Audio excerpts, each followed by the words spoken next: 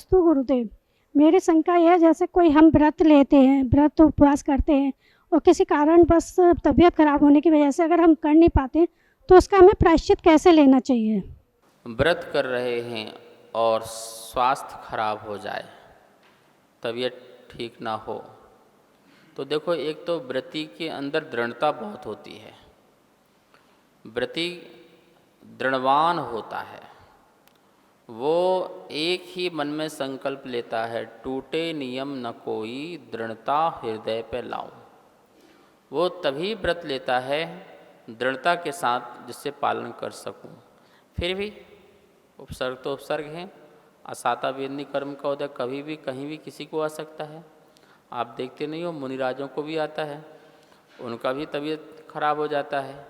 लेकिन क्या कभी साधु के लिए आपने अस्पताल जाते देखा? क्या ऐसा इलाज जो नहीं होना चाहिए वो कराते हैं क्या? तो ऐसा तो कुछ भी नहीं होता है, क्षमता रखते हैं, ठीक है ना।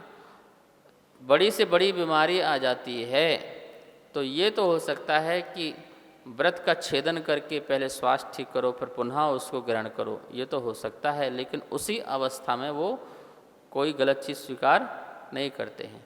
अब आप व्रती हैं, आप घर में हैं, पहली बात तो व्रती बीमार हो रहा है, इसका मतलब है कहीं ना कहीं उसके जीवन में अभी कुछ है, खान पीन में या रहन सहन में कुछ गड़बड़ है, ठीक है ना।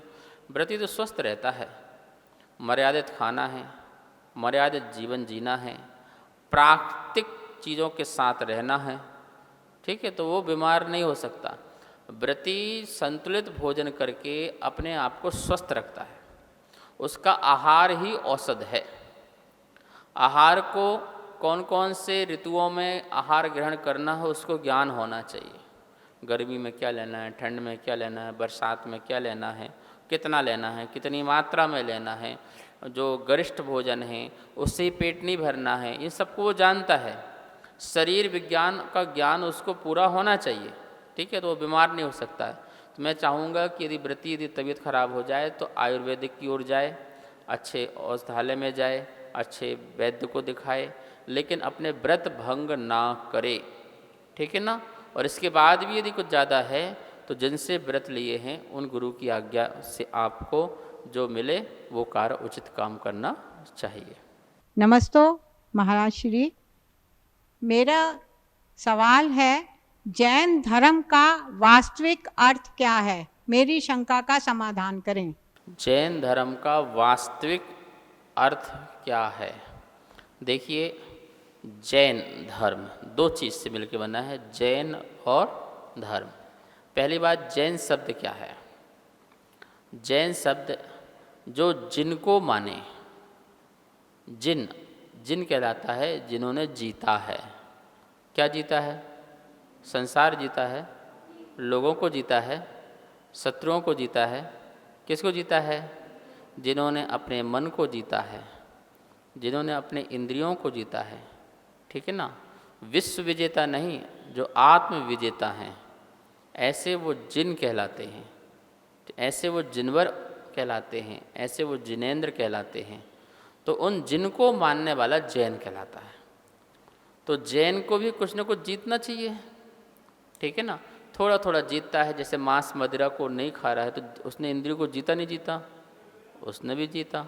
अवक्ष का सेवन नहीं कर रहा है तो उसने भी जीता। वो रात्रि भोजन नहीं कर रहा है तो उसने भी अपनी इंद्रियों को जीता।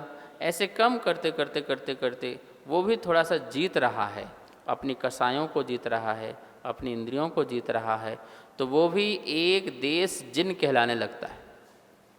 आगम में आया है, दूसरे गुण स्थान से लेकर के ऊपर 12वें गुण स्थान तक एक देश जिन की संज्ञा दी गई है, और कहीं चौथे गुण स्थान से 12वें गुण स्थान तक की एक देश जिन संज्ञा दी गई है, ठीक है ना।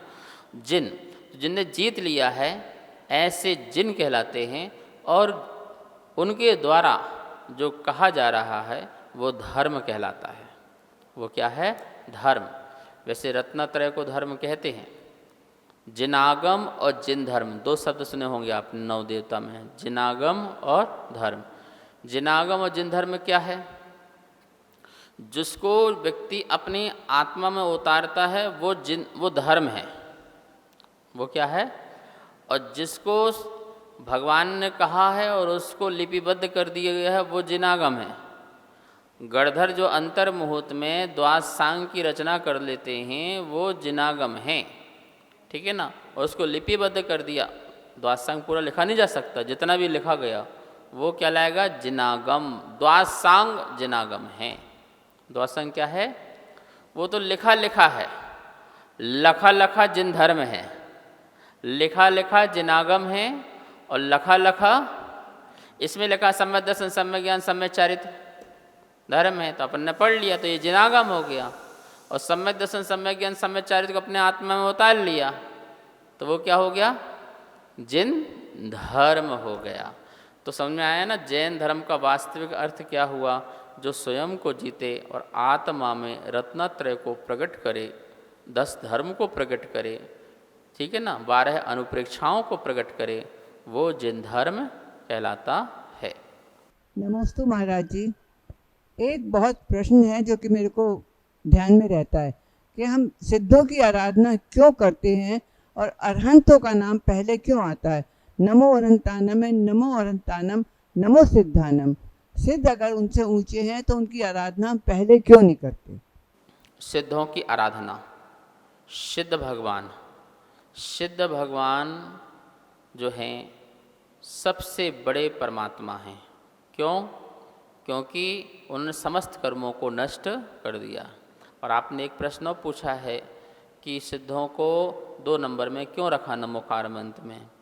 तो हम पर उपकार करते हैं, सबसे पहले हम उनको नमस्कार करते हैं।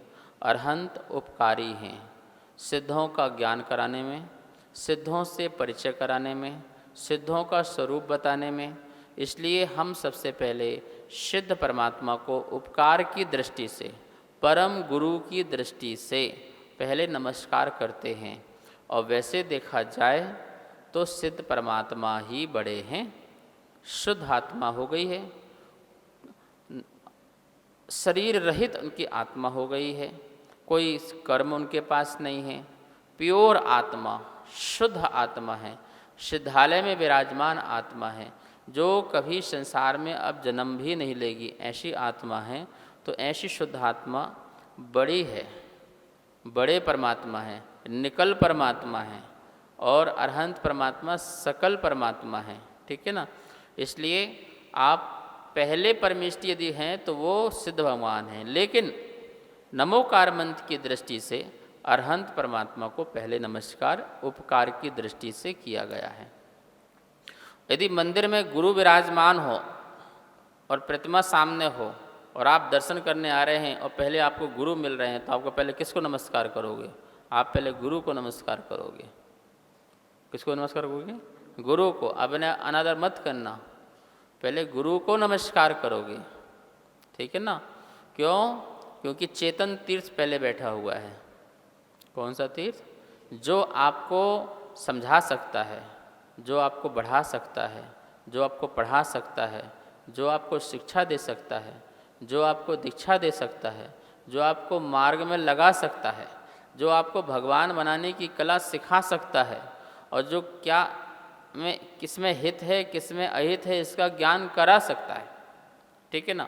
वो रोकते हैं, वो टोकते हैं, वो तुमको ज्ञान देते हैं, ठीक है। आप भगवान के पास जाओगे सीधे तो अपना चावल चढ़ाया, नमस्ते किया और आगे बढ़ गए, ठीक है ना। लेकिन यदि महाराज जी के सामने नहीं नहीं ऐसे नहीं, ऐसे करो, ऐसे नमस्ते करते, ऐसे नहीं करते, ऐसे करना चाहिए, ठीक है ना, ऐसे चावल चढ़ाना चाहिए, ध्यान रखो, ऐसे नहीं वहाँ खड़े होते हैं, ऐसे नमस्ते होता है। अच्छा महाराज जी ऐसे करेंगे, तो किसने ज्ञान दिया? वहाँ तो गलती चल रही थी, वहाँ कुछ नहीं हुआ, ठीक है ना। वहाँ गलती चल रही थी, वहाँ कुछ नहीं हुआ, लेकिन जैसे गुरु के पास आए तो क्या हुआ फिर? ज्ञान आपको मिला, ठीक है ना। अरहंत सिद्ध दो खड़े, अरहंत सिद्ध दो खड़े, काके लागो पाए, बलहारी अरहंत की सिद्धो दियो बताए। अरहंत सिद्ध दो खड़े, काके लाओ पाए, बलहारी अरहंत की सिद्धो दियो बताए। अरहंत सिद्ध दो ही खड़े, तो किसको नमस्कार? अरहंत को, क्यों? वो परम उपकारी हैं, वो बोल रहे हैं, वो समझा रहे हैं, वो बता रहे हैं अच्छा क्या है, गलत क्या है, बुरा क्या है, छोड़ना क्या चाहिए, ग्रहण क्या करना चाहिए, क्या है क्या उपादेय है, ये सब का ज्ञान कौन करा रहा है? अरहंत भगवान, अरहंत परमात्मा करा रहे हैं।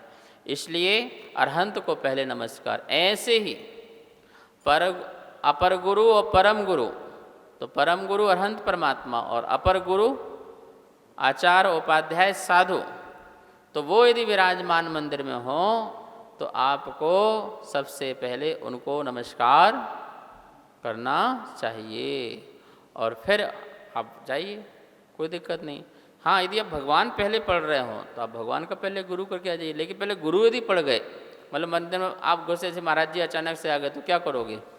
नहीं, महाराज जी पहले नहीं पढ़ना भैया, पहले भगवान करेंगे, ऐसे करोगे क्या? ये तो अभिनय हो जाएगी, ये तो अनादर हो जाएगा। साक्षात जो तीर्थ है, जो साक्षात तीर्थ चल के आया है, तुम्हारे सामने खड़ा हुआ है, तो उसके लिए आपने अभिनय की, तो ऐसे नहीं चलेगा, ठीक है ना? तो यही बात ध्यान रखना। इसलिए गुरु को पहले नमस्कार किया जाता है। इस कार्यक्रम के पुण्यार्चक थे